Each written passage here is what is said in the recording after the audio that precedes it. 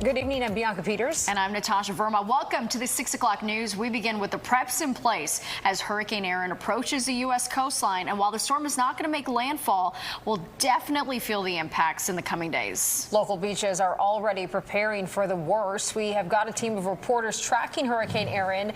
Meredith Gorman is in Asbury Park, New Jersey, with a warning for beachgoers. But we begin with Fox 5 Chief Meteorologist Nick Gregory with more on Erin's track and what we can expect, Nick. We'll be seeing things deteriorating along the coastline as we go through the next couple of days. Bianca, Natasha, and while Erin is still a powerful hurricane, it has weakened from its maximum strength of a Category 5. It's now a Category 2 storm, and again, you sort of see here when it will start affecting our area. And it looks like, again, wave height's going to start increasing tomorrow up to as much as 8 or 9 feet by the time we get into the afternoon.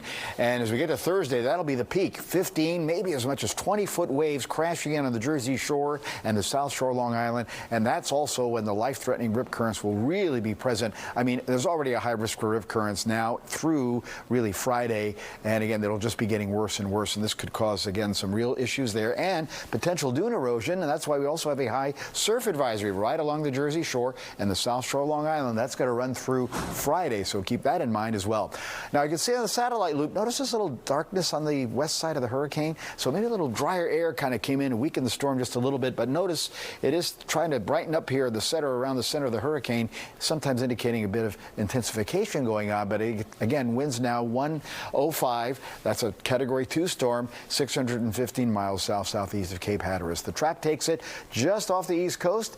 The Outer Banks may get some tropical storm conditions. They have tropical storm warnings there. It'll pass to the southeast of us as a Category 2 storm and then head to the colder waters of the North Atlantic, and it'll be weakening in intensity at that point as well. Fox model, that's showing kind of the same deal. Watch it kind of spin off again, passing right off the Carolina Outer Banks there and then passing to our southeast. And that's, again, when we'll start to see the worst effects of this really on Thursday on into the early part of Friday.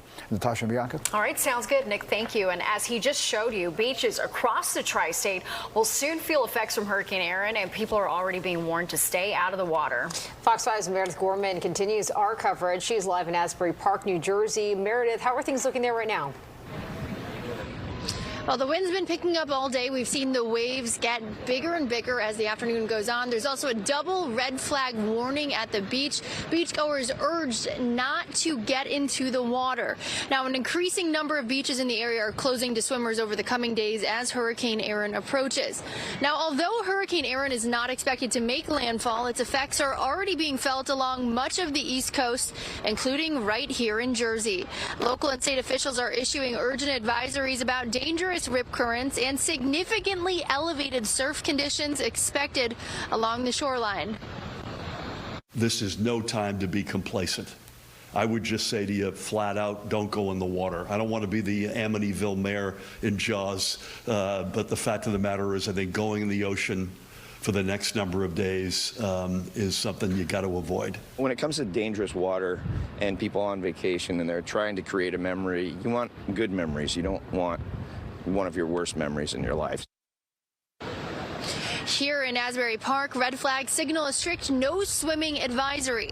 The National Weather Service has issued a high surf advisory for all Atlantic Ocean beaches throughout Wednesday and Thursday, with the potential for that warning to be extended.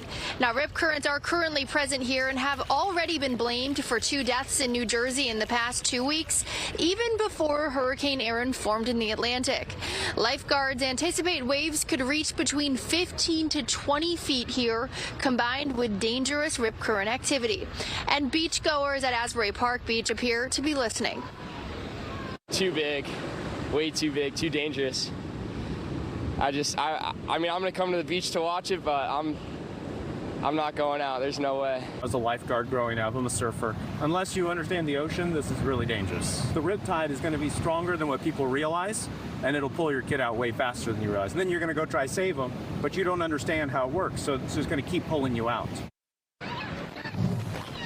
The biggest message from officials right now, just stay out of the water over the next couple of days. Now, New York City beaches will also be closed on Wednesday and Thursday. Guys? All right, Meredith, thank you for the update.